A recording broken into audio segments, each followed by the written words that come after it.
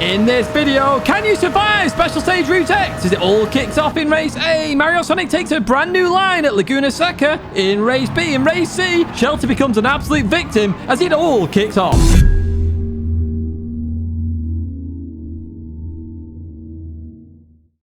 Hello everyone and welcome back to the Gran Turismo weekly race guide here in 2023, week 41, and this week it's a repeat week of one that we did in June, if you can't already tell in the background. We're at Special Stage Route X with some hand-picked cars. What exactly are we doing here? Well, we're doing one lap. Yes, only one lap. It's a rolling start on Sports Soft tyres. As I say, these cars are hand-picked. They've been tuned. I think the tune's been done again, essentially, in terms of the setup changes, because the strong cars aren't as strong as last time. We've got some differences there. And, hey, you pick and choose what you like. I chose the RX-7, if you hadn't already guessed in the background. Now, if you're not interested in this race, hey, give it a go for a bit of a laugh, in my opinion. But if you're not interested, there are some timestamps there for you, including a link to the bloopers, because, of course, this doesn't have a lap guide. Without further ado, let's jump into the race and let's have a look at exactly what happens. Right, here we are then at the start. Who's picked what? The Wyra was, of course, top of the leaderboard, so you're going to see a lot of them this time round. Me and Mario Sonic went for the RX-7. I actually was meant to go in the previous race, but I kind of hit qualifying time trial rather than literally enter race. You can see me laughing there because of these bloody horns. I hate these horns, honestly. They need... Please remove them. Please remove them. However, people are going to stop shortly with the horns because you need to press that nitrous button. So that's one thing I will need to make you aware of. You need to make sure the nitrous button is mapped, okay?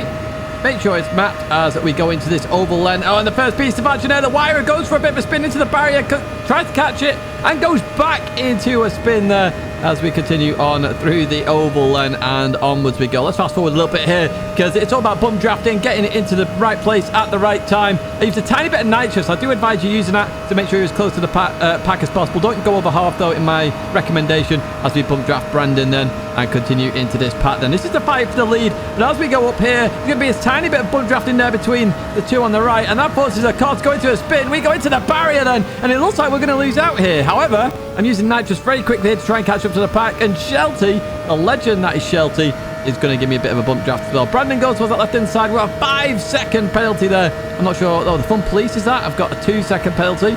Probably for having fun, obviously, as we go for a bump draft on TCR Sonic. Then, of course, TCR representing in this race.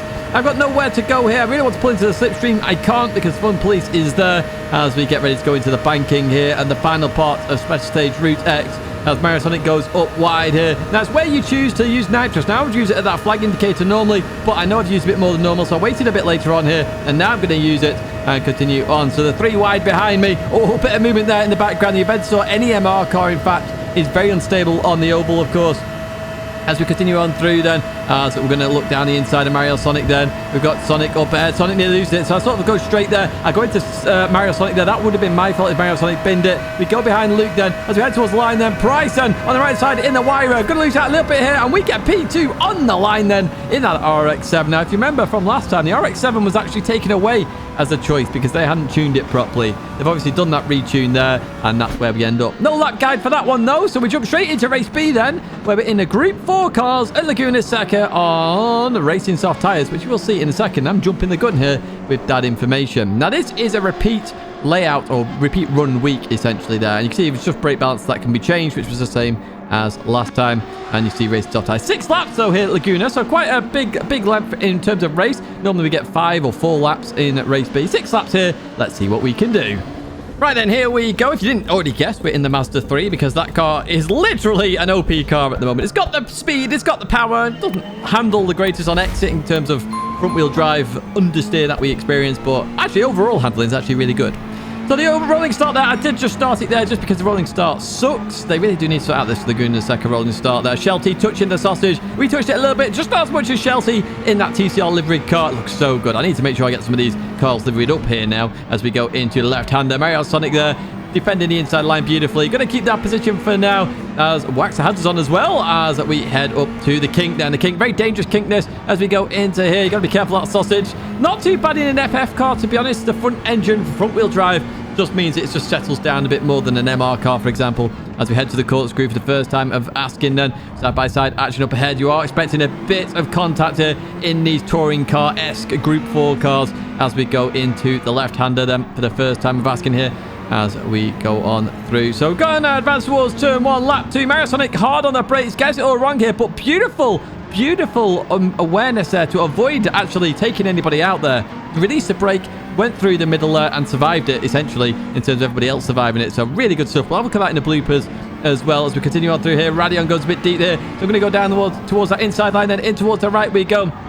That bit of contact there was alongside there. We hit the sausage. Unfortunately, that slows us down there. But a beautiful little bump draft there from Hodgson behind there. So we're going to keep P8 for now. And Chelsea's actually looking to take over from the... Oh, look at that, side by side. Beautiful racing behind them with the TCR drivers. I'm looking up ahead now. We have a Ferrari 458, which is now slow in comparison to this Mazda 3 as we go into this left-hander then. Going to accelerate through. Unfortunately, Radion suffers some of that front-wheel drive power understeer.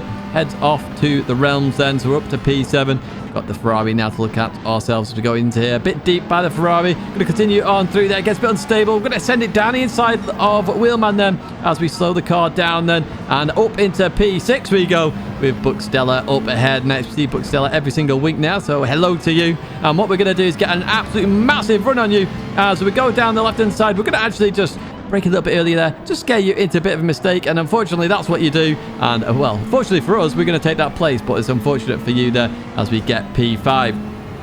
Let's advance further on then. Lap number 3 there, coming up to the corkscrew. We've got somebody off on the right side there. They were the leader of the race, actually. We'll have a look at what happened to them going into the corkscrew a little bit later on. As we go to lap number 4 then, we've got a couple of Alphas and the Mazda 3. So it literally is touring cars at this moment in time, as Manichilla just gets the fast right a little bit wrong there. We're going to go around the outside then, heading towards the left then, in towards the braking zone we go. And slight tap from the rear, and another slight tap there. That's just mistakes. That isn't a purposeful punt there.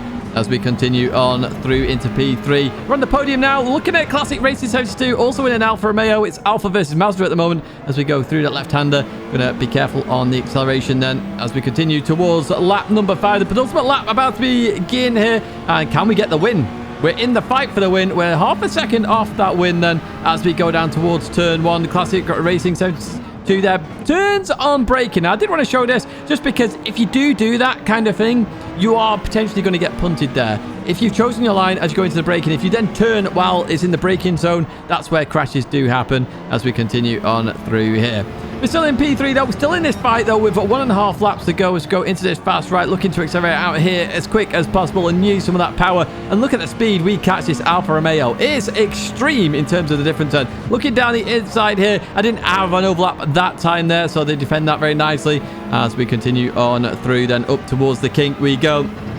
Can we do this? Can we get 2 cars in 1.5 laps and into the kink we go? They get it all wrong there, just missing the inside of that kink, which where all the grip exists essentially, and it's how you do gain an advantage going up towards the corkscrew. And there we go. We do stop it there. Slight tap on the rear quarters there. Nothing major. We get that position. It's P2. We've got Scorpion up ahead in a Mazda 3 as well. As we go into the final lap then, we got closer and closer to Scorpion here as we head down towards turn number 1. Scorpion goes towards the right, so I'm thinking, okay, well, I'm going to go down the inside. This Mazda does brake very nicely indeed. Scorpion gives me enough room here, and I'm going to go through this corner then, try and belt out of here as quick as possible. Side-by-side action then, heading towards the right hand. I was thinking Scorpion was going to send it. Doesn't send it. We're up into P1, folks. We are in the lead of the race, and that's how it's going to stay as we head towards the finish line then. We win a race. We don't normally win Daily Race B in these videos.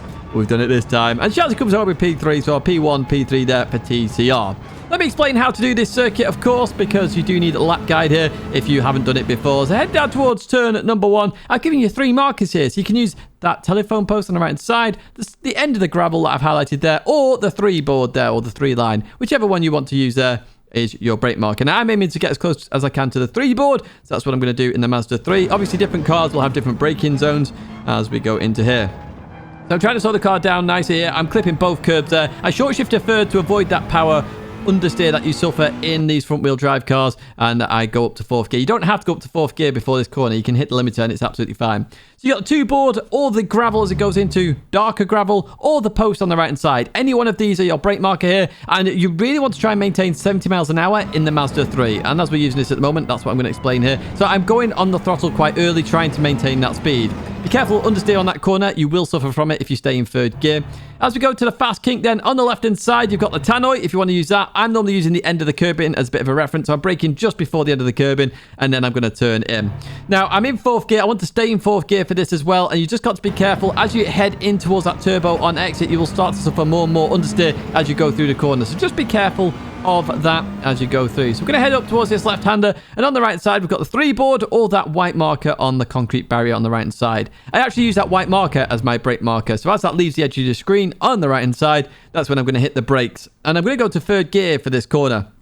Because it's cambered, it reduces that power understeer that little bit, so it's actually better to be in 3rd gear to use all of the power of that engine and the turbo as well as we continue on through. Up into 4th gear then, heading towards the kink. Quite a deadly corner in this car as well, I would say, because it just likes to suffer understeer on exit, and you can actually abuse quite a lot of the exit as well. So we've got the 2 board or the white mark on the concrete barrier on the right-hand side. They're both the markers I use for this corner, and it's just after the 2 and before that white marker when I'm going to brake. Now, I'm going to keep it in 4th gear as I go into here. I'm trying to clip more of the curb, and notice that I'm running all of the exit. Now, if you go on the inside line a bit more, you'll get a bit of a jump. But again, you might be able to go through, or you may suffer with some 4th gear power understeer. Just be careful on that corner. You do need to be aggressive, though, to get the time you need. Heading towards corkscrew then, we've got the 3 board, other line. I'm braking before that. You can see I've started braking now, so it gives you an idea. Braking uphill, but if you go too fast onto the crest of the hill, your front's just going to lift and you're going to understeer off. Now, drop to 2nd gear. I'm going to short shift to 3rd gear to reduce that power understeer again as I continue on through then towards this left-hand side. So we've got the tree there on that left-hand side, okay? So as you go into this corner, you're sort of bouncing the car a little bit, but you're going to dab the brake a little bit when you get to that tree. It's a nice little brake marker as it hits the edge of your screen, okay? And that's what I'm going to do here in 4th gear. Essentially, I'm coming into here. I did drop to 3rd sometimes, but 4th gear was just better on exit, and that's what I'm going to try and do. Head over towards the left-hand side then, and we've got the 2 and the red and white curbing. They are your brake markers for this right-hander. I'm braking just before them. You can see that right here. Again, 3rd, 4th gear, very difficult to judge for this corner. I think I'd do this in 4th this time. 3rd gear is also a way of doing it, but you're going to suffer with some power understeer on exit. As we go into here, yes, I stay in 4th gear for this one as I continue on through, and you can notice there the understeer on exit as well, even in 4th gear. So heading towards the last corner, you've got the building on the left-hand side. I use that as quite a common brake marker now, or you've got the white marker on the concrete barrier on the left-hand side on pit entry. Either of those 2 are brake markers that are valid, so pick and choose as you like here as we go into this braking zone. I'm going to slow it down, 2nd gear. Now, you can short shift to 3rd to reduce the power understeer, but I stay in 2nd because all that power is at the top end in this car as well. I'm going to head towards the line where I believe we get a 125.7. Yes, we do indeed, and there you have it.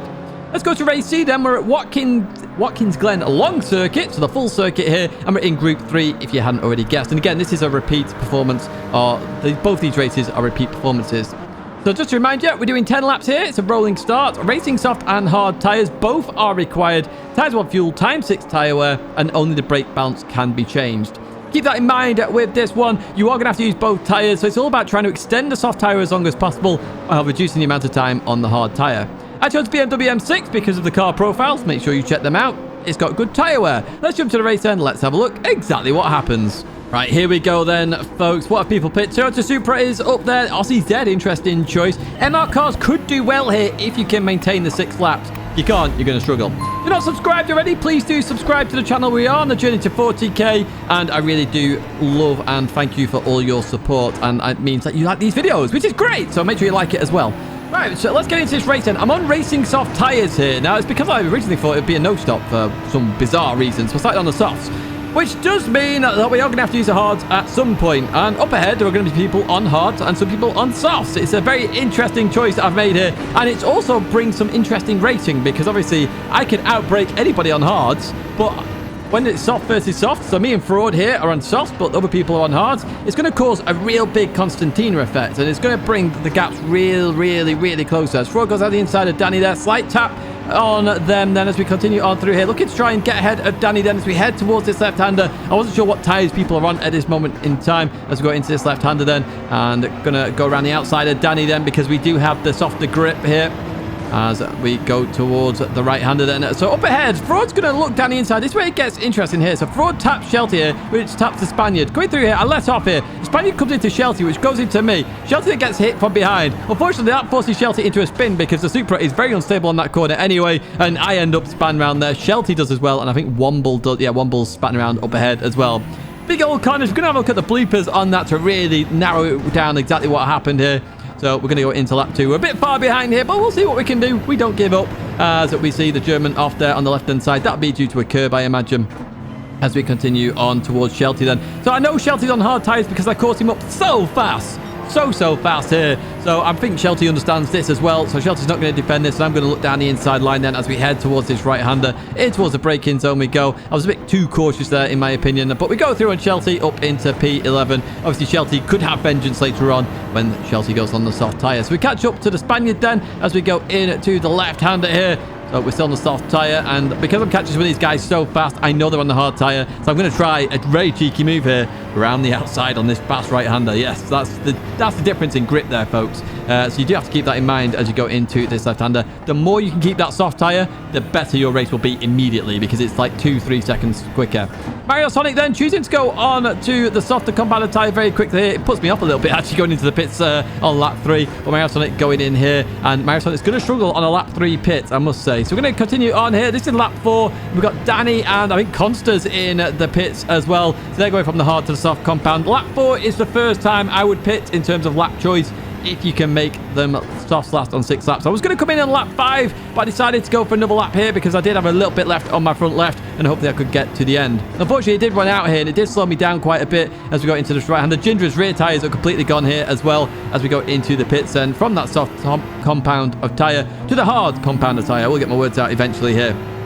So here we go then. We come out in P9 in the end, but I do know some of the drivers behind are on that softer compound tyre, but it will wear down very quickly, and then there's a bit of an overlap on the final lap with these tyres. If you can get to the last lap, then you can fight hard versus soft. But it makes an interesting choice. Interesting strategies definitely to be had with this race, so I do recommend you check it out and do try some different strategies. Credit to the chicane though, side by side with Jindra. Some beautiful racing there as we go through here. Absolutely fantastic stuff. Shout out to you, Jindra, there, because you nailed that perfectly, really. I know I got past you, but you nearly had me there as we advanced to the final lap then. So nothing much happened, really. Jindra fell back a little bit here, sort of became my wingman, essentially, and Shelty has been catching me on those softer compounded tyres in that Toyota Supra. The question is, can Shelty do it? Now, we know that Supra is so fast in a straight line. Shelty sends it down the inside here, so I give Shelty a bit of room here, but going through the left here, I'm going to get a bit of oversteer, try and catch it, and Shelty just nails it.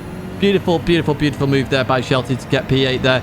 Shelty's tyres do wear out at the end, though, and I do actually start to catch up again, but unfortunately, we can't make it work.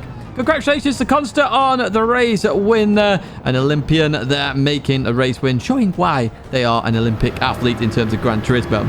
Let's go to a lap guide then, heading towards turn 1. We've got the barrier there where it shrinks a little bit on the left-hand side. That's actually my brake marker in many games now, including R-Factor 2, which I showed you the other day in an event I got invited to. Or the 200 board can be your brake marker as well if you can be the last of the late breakers, but you will have to be careful if you are braking that late. So second gear to third gear here in the Supra. You can actually use quite a lot of the exit. Basically, where that lighter concrete is, that is your limit in terms of track limits. If you're going that close, though, you could get one occasionally, so just be careful of that. We advance towards the end of sector 1 then, and what we're looking for on the left-hand side is either the 300 boards or the Marshall box. Now, I actually use the Marshall box here in this situation on the softer compounder tyres. Just easier marker, and then you can really be aggressive going into this corner. And you don't want to go in too early into this corner because the curb's raised so much, it can actually lift the front end. So you do have to be careful of that. So I'm using all the curb there, over towards the left-hand side with a dab of the brake, and then really accelerate through this corner. And then you want to lift off here and let the car go into the corner.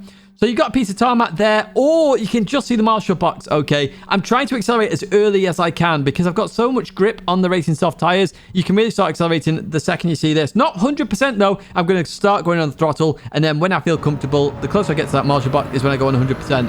And look at all the grip I've got. I could have gone a little bit quicker there on the throttle because there's a bit more track to use. Heading towards this left-hander though, the 200 board is what I use here as I go into this corner, and I want to point my car towards the corner a little bit, okay? Mainly because it's downhill. The later I brake, the more essentially I will go deeper into the corner because it's downhill. So I'm trying to point the car a little bit towards the corner, and that's what I do here. Later apex if I can. And what I'm going to use here is as that fence comes towards the inside of the barrier, which I'm showing here, or as the outer fence there, the end of it hits the center of your screen, is when you want to accelerate. It's a really good accelerating marker. Highly advised you use that as your accelerating marker. I'm in third gear in the Supra to avoid really wheel spin in second gear, but in third gear at the very end of that you will get a little bit of wheel spin, so just be careful. Head towards this right hander. This is uphill braking, so it does mean you can brake so late. So that's what I'm going to do, and I'm using the 100 board on the right hand side, okay? So literally as that disappears off the edge of your screen, I'm braking hard into the corner. I'm also pointing my car towards the corner as well because it's uphill. The car's going to stop very quickly, and that's what I do here. Now I don't want to touch the curb here, but I do want to look out for that Marshall box. So I've gone to third gear because in second gear this car's just going to spin. So I go in third gear here in the Toyota Supra, and I'm going to have to balance the throttle a little bit on exit, okay? And this is all about how the turbo kicks in and how the car settles with its weight. So I'm going to go on throttle there. Notice I'm not 100%. Now I'm 100%. And you saw the car wiggle a little bit there. You do have to be careful on exit on that corner. And that's also why Shelty, even with the bumps, or without the bumps, may have lost a little bit. But with the bumps, completely went. And that's why that happened in the race. So this right-hander then, very hard one to get markers for. I always use the 200 board here. It's just after the 200 board for this corner. If you brake on the 200, you're going to brake a bit short of the corner. So brake just after the 200. Okay, stick towards the left-hand side as much as you can before going into the corner. It does require a later apex, and that allows you to accelerate through the corner and maintain a bit more speed. Be careful track limits there. As we go up towards this left-hander, you've got the dead tree on the right or the 100 board. Now, I'm trying to get as close to the 100 board as possible, but that dead tree is actually spot on with where you need to brake. So I would advise using that. And this is a very late apex, okay? So don't go towards the curb too early. You're going to point towards the corner, but not exactly on the corner. As you see here, I'm pointing a little bit. I'm waiting for a later apex. And what I'm actually waiting for is that Marshall box there. Very good accelerating marker. And I learned this with the Ford GT, essentially. I started getting a lot of accelerating markers when I'm trying to beat the meta in that car. Very good marker. So as that hits the edge of your screen, start accelerating. Maybe not 100% to avoid the oversteer. It's a little bit of a crest here, essentially, and it can really unsettle the car. So just be careful. Notice to get a bit of a wiggle there as we head towards the next corner. What we're looking for then is the 100 board on the left-hand side. And this is a lift-off corner. It's not a braking corner, it's lift off. We're on racing soft tires, loads of grip here. So as that 100 leaves the screen, I'm going to lift off, turn in, and then start to accelerate kind of immediately, really. I just want the car pointed in, and hopefully it will grip, and that's what I do there. Notice I lifted, and I had to lift again, but I didn't have to, essentially. And as we head towards the final corner, I've got 3 markers here for you. You're like, Tid, just 2 boxes. There's 3 markers, though. You've got the fence as it changes, which is on the left box. You've also got the billboard, which I've highlighted, but on the right, you've also got a lamppost. Use any of those 3 as your brake marker. Now, critically for this corner, it's a trick I learned in the Ford GT. You want to clip the curb here. It rotates you a teeny tiny bit, and then you can make it through the exit. Remember, it's cambered that corner as well, so the more on the inside, the better. We're going to finish the lap then with a 1:43.0. 42 is easily possible there. And what we're going to do is go to the bloopers then. This is the no, it's not Lamborghini, it's the Pagani, should I say. Just off the rear as we go onto the oval. Very common thing to happen in MR cars. Easily happened here with the German, and then you struggle to catch it ever since. Now, I believe Max Power said using counter steering actually helps there, so you can try that out in the MR cars. Here we go with the big crash then. So coming into here, we've got Lamborghini here of Max Power, and they're going to go for a bit of a bump draft here. And as they go for this bump draft, we get bump drafted behind as well. And it sort of unsettles the Pagani Huayra up ahead, and that forces the crash. Then you see me into the barrier up ahead. Max Power then coming into here, just outbrakes himself a little bit here, but look at this for avoidance. Actually lifts off the brake to go into the gap there. Huge shout out for that sportsmanship. That's really awesomely done there, Aerosonic. Really well played with that one. The leader then coming up to the corkscrew, so the crest of the hill. This always causes issues in front-wheel drive cars because the rear has no weight at all, so the crest of the hill just forces the weight wherever the weight was settled at the time. Let's have a look at this one. We're going to go into slow-mo for this one. So coming into here then, so Shelty's on the inside line. Now Ford goes on the inside, slight tap on Shelty, which taps the Spaniard. So Shelty's lost the rear at this moment in time and just recovers it. The Spaniard then touches Shelty, which forces him into me a little bit there. I did lift off there. Shelty gets rear-ended from behind as well. Now Shelty's car's just completely lost all transitions and all grip there completely. So yeah, Shelty was just a passenger in that and a victim completely. Let's come into here again. Let's have a look at this as we go through here. Slight tap, and then Shelty trying to recover at this moment in time. Slight tap there with the Spaniard, and then me as well, and then rear-ended from behind on the grass, trying to settle the car. Just absolutely destroyed there, Shelty. Absolutely destroyed. So I really do feel for Shelty on that one. Just a passenger. And it's one thing that can happen when you've got hard and soft tires combined. The grip levels are just too big, too different. And I always said they need to be narrowed down in terms of that. That's going to be it for this video, though. If you did like it, give it a like. Subscribe to the channel to stay in touch with all the latest content. A big thank you for the support as always. And I hope to see you in another video or live stream again very soon.